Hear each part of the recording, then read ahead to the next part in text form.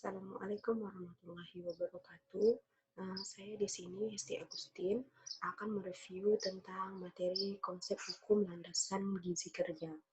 Adapun yang pertama yaitu konsep dan landasan hukum gizi kerja dibagi menjadi dua. Yang pertama yaitu menurut Undang-Undang Nomor 13 Tahun 2003 tentang Ketenagakerjaan, karyawan yang bekerja memiliki kewajiban memenuhi waktu kerja kurang lebih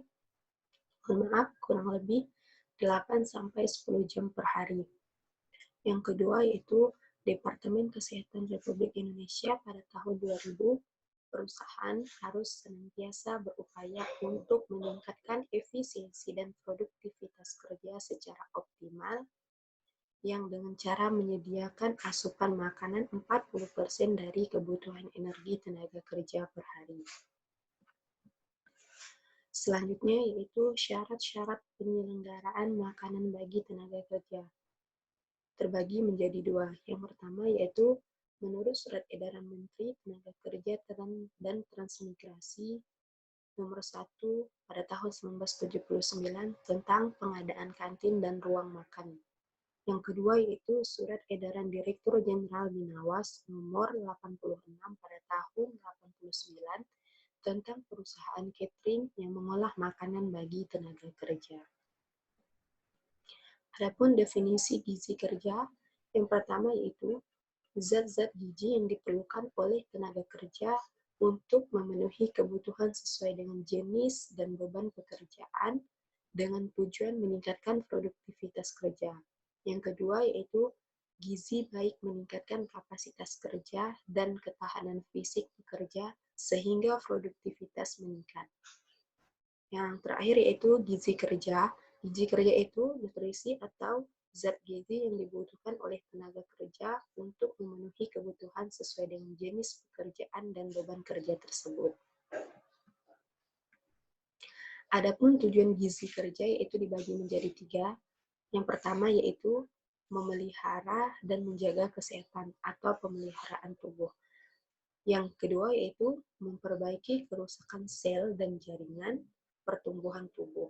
Dan yang ketiga yaitu meningkatkan produktivitas kerja. Akibat kurang gizi pada pekerja. Akibat kurang gizi pada pekerja tersebut dibagi menjadi 5, yaitu yang pertama kesehatan pekerja menurun. Akibat gizi kerja menurun sehingga produktivitas kerja juga menurun. Adapun yang kedua yaitu mudah terserang penyakit dikarenakan kurang gizi pada saat bekerja. Yang ketiga yaitu kurang motivasi atau bersemangat, reaksi lamban atau apatis. Yang keempat yaitu prestasi menurun atau produktivitas kerja berkurang. Dengan kurangnya gizi pada pekerja tersebut, itulah yang menyebabkan produktivitas kerja berkurang dan prestasi pekerja menurun. Yang kelima yaitu peranan gizi untuk fisik, mental, dan intelektual. Adapun masalah penerapan gizi kerja, di dalam masalah tersebut terbagi menjadi 3. Yang pertama yaitu kebijakan manajemen. Biasanya tidak ada kebijakan manajemen pada setiap perusahaan tertentu. Yang kedua yaitu pengetahuan pengelolaan makanan di perusahaan tentang gizi kerja dan hygiene sanitasi makanan. Yang ketiga yaitu partisipasi tenaga kerja dan pengawasan. Selanjutnya yaitu pelaksanaan dasar program gizi kerja. Dibagi menjadi 4. Yang pertama yaitu diperlukan tenaga khusus yang mengelola makanan serta melayani makanan di ruang makan. Maksudnya yaitu tenaga khusus di bagian gizi kerja, sehingga pada saat adanya program kerja bisa berjalan dengan baik dan bisa terpenuhi untuk asupan makanan para pekerja. Yang kedua yaitu jumlah yang harus dilayani harusnya tetap atau sedikit sekali perubahan untuk tamu terpisah. Yang ketiga, macam hidangan sederhana, tidak banyak variasi, dan disajikan menurut kemampuan perusahaan tanpa mengabaikan kebutuhan klien atau kebutuhan pekerjanya sendiri. Yang keempat yaitu pelayanan dapat dilakukan dengan berbagai cara, dan paling banyak dilakukan adalah menggunakan tiket makanan yang bertanggal. Atau selanjutnya yaitu karakteristik pelaksanaan gizi industri. Karakter tersebut dibagi menjadi 4 karakter. Yang pertama yaitu standar makanan yang disediakan diperhitungkan sesuai dengan beban kerja dan lama pekerjaan, serta pertimbangan situasi kerja. Yang kedua yaitu frekuensi makanan berisiko 1-6 kali, yaitu 1-3 kali makanan lengkap, dan selebihnya makanan atau minuman selingan. Yang ketiga yaitu waktu makan, pada umumnya seperti waktu makan di rumah, terutama makan siang atau makan sore. Yang keempat, pada saat pabrik tidak berproduksi, yang pada hari libur, maka pemberian makanan ditiadakan atau diganti bahan lain. Adapun klasifikasi tenaga kerja berdasarkan jenis kegiatan dibagi menjadi 3 bagian. Yang pertama yaitu ringan, yang kedua sedang, dan yang ketiga berat.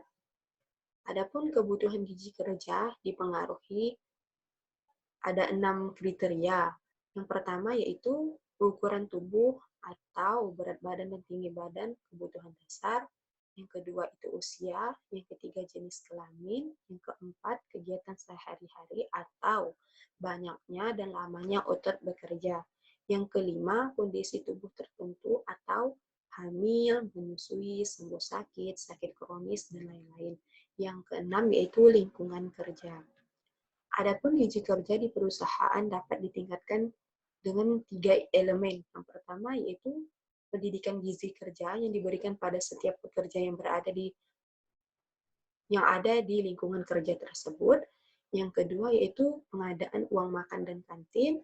Yang ketiga, penilaian dan perbaikan status gizi serta pemberian paket priprat gizi bagi pekerja atau keluarga, yaitu pemberian kapsul vitamin A dosis tinggi, pemberian tablet FE, pemberian obat cacing.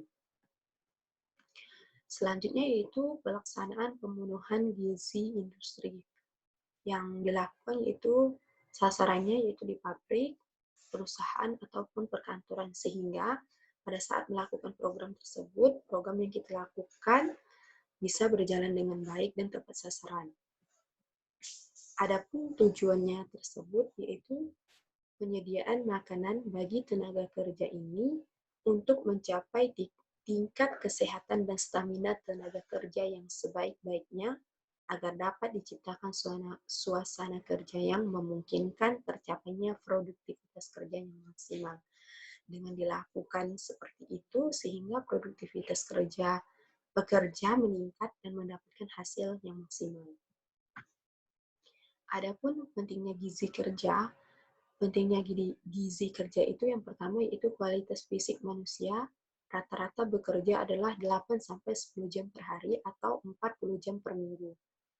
Setelah 3-4 jam bekerja, daya kerja menurun sehingga perlu makanan tambahan. Yang kedua yaitu pentingnya sarapan pagi bagi pekerja untuk konsentrasi, status gizi, dan lain-lain.